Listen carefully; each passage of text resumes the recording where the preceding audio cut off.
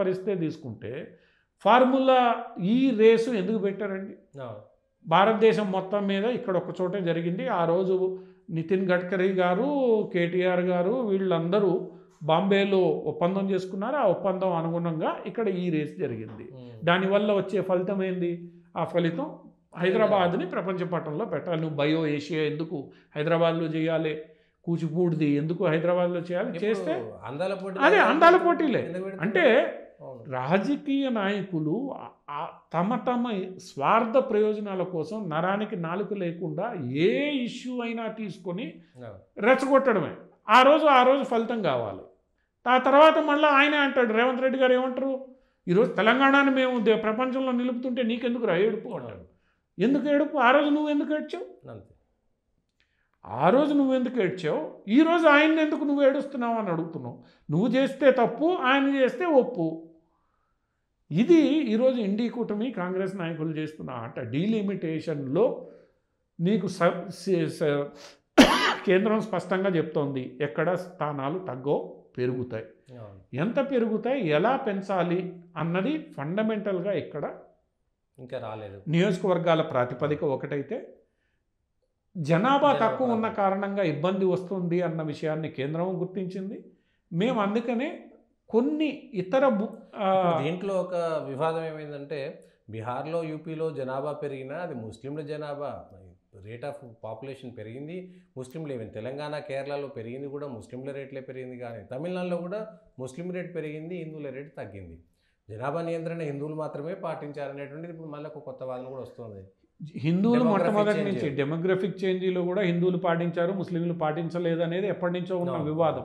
దాంతో ముస్లింల సంఖ్య చాలా నియోజకవర్గాల్లో పెరిగి ఈరోజు ముస్లిం డామినేటెడ్ నియోజకవర్గాల సంఖ్య పెరిగింది అనేది వాస్తవం. అందుకనే వాళ్ళు నెమ్మదిగా అందుకోసం ప్రయత్నిస్తున్నారనేది వాస్తవం.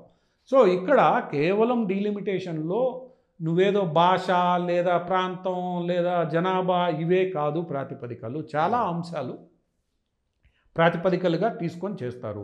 ఇదేదో ఈరోజు భారతీయ జనతా పార్టీ కొత్తగా తీసుకొచ్చేది కాదు. రాజ్యాంగం ప్రకారం ఆ రోజు అన్ని పార్టీలు ఒప్పుకొని 2026లో చేయాలని నిర్ణయం తీసుకున్నాయి. 2026లో జనాభా సెన్సస్ పూర్తయిన తర్వాత దాని ఆధారంగా వచ్చే లెక్కలతో చేస్తారు. ఎక్కడైనా కొందరికి దానివల్ల అసమానతలు ఏర్పడే అవకాశం ఉంటే అసమానతలను తీర్చడానికి ఏం చేయాలి?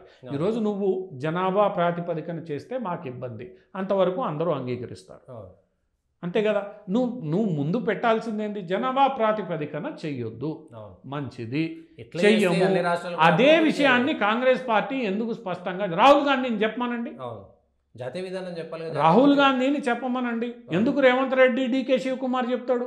రాహుల్ గాంధీని చెప్పమనండి. జనాభా ప్రాతిపదికన మేము చెయ్యం, రేపు ఉత్తరప్రదేశ్, బీహార్, మధ్యప్రదేశ్లో చెప్తా కొడతారు నిన్ను, అంతేనా?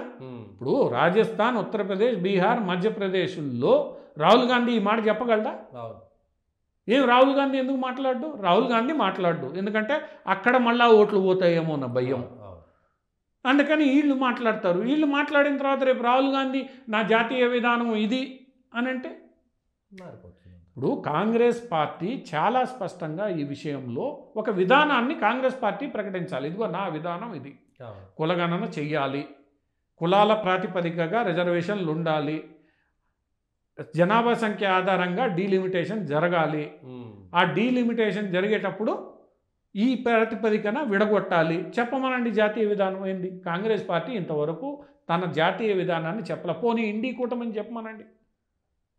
ఇండి కూటమి ఈ జాతీయ విధానాన్ని చెప్పమనండి. ఇండి కూటమి లేదు, కాంగ్రెస్ పార్టీ ప్రధాన ప్రతిపక్ష పార్టీ, చెప్పమనండి. నీ విధానం ఏంది? మల్లికార్జున ఖర్గే అని చెప్పమనండి, కాంగ్రెస్ పార్టీ అధ్యక్షుడిగా. చెప్పే ఇది కాంగ్రెస్ పార్టీకి లేదు. ఏదో రెచ్చగొట్టడం వల్ల రేపు రాబోయే అసెంబ్లీ ఎన్నికల్లో డిఎంకేకు బెనిఫిట్ పొందించే విధంగా ప్రవర్తించడం తప్ప ఇందులో వాస్తవాలు ఏమున్నాయి? వాస్తవాలు లేవు. డీలిమిటేషన్ కొన్ని పద్ధతుల ప్రకారం జరుగుతుంది, నీకు అభ్యంతరం ఉంటే చెప్పొచ్చు. దక్షిణాదిలో ఆ ఇబ్బంది ఉంది. దక్షిణాదికే కాదు, మహారాష్ట్ర, గుజరాత్లకి, ఒడిశా కూడా మీకు ఇబ్బంది ఉంది. ఇబ్బంది దీన్ని వ్యతిరేకించే ఏ రాష్ట్రాలు ఏవి? హిందీ మాట్లాడే రాష్ట్రాలు, నాన్ హిందీ స్పీకింగ్ స్టేట్స్ అన్నిట్లో ఇబ్బంది ఉంది, ఒక బెంగాల్ వదిలేస్తే. ఎందుకంటే బెంగాల్లో ముస్లింల జనాభా విపరీతంగా పెరిగిపోయి ఉంది. అసలు లెక్కలు తీస్తే అది ఏ స్థాయిలో ఉందో తెలియదు, భయంకరంగా ఉండొచ్చు కూడా. కానీ ఏవైతే non speaking Hindi states other than north east and other than Bengal, మిగతా అన్నింటిలో ఈ సమస్య ఉంది. నిన్న అమిత్ షా అన్నదేంటి, నా గుజరాత్లో కూడా ఈ సమస్య ఉంది, నేను పరిష్కరించుకోవాలి. మీరు చెప్పేదేంటి మరి, దీనికి ప్రాతిపదిక ఏంటి, నువ్వు అది చెప్పు, ఏం చెయ్యాలో చెప్పు. జనాభా ఉపయోగించడానికి లేదు, మంచిది, వాట్ ఈజ్ ద నెక్స్ట్, సలహాలు ఇవ్వండి, నీ విధానం ఏందో చెప్పండి. ఇవన్నీ చెప్పకుండా ప్రాంతాలుగా భాష రెచ్చగొట్టడం అయిపోయింది. ఇప్పుడు ప్రాంతాలకు వచ్చింది, ప్రాంతాలు సరిపోవని ఇప్పుడు దేశాన్ని 2 ముక్కలుగా చేర్చే దక్షిణ ఉత్తరాది కింద తీసుకొచ్చే ప్రయత్నం జరుగుతుంది. అన్నీ చేసే ప్రయత్నాలు జరుగుతున్నాయి. ఇవన్నీ కూడా భారత ప్రజలు ఈరోజు, భారత ప్రజలే కాదు ప్రపంచవ్యాప్తంగా ఉన్న ప్రజలు ఇలాంటి కుట్రల్ని తిప్పి కొడుతున్నారు.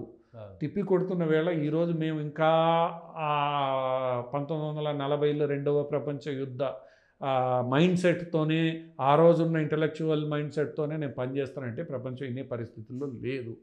అటువంటి పరిస్థితుల్లో ఇప్పటికైనా కాంగ్రెసు, ఈ ఇండి కూటమిలోని సోకాల్డ్ పక్షాలన్నీ అర్థం చేసుకోవాల్సింది ఏంటంటే, పరిష్కారం చెప్పకపోతే ప్రజలు వినే పరిస్థితుల్లో ఉండరు, ప్రజలు తిరస్కరిస్తే ఇంట్లో కూర్చోవాల్సిన పరిస్థితి వస్తుంది.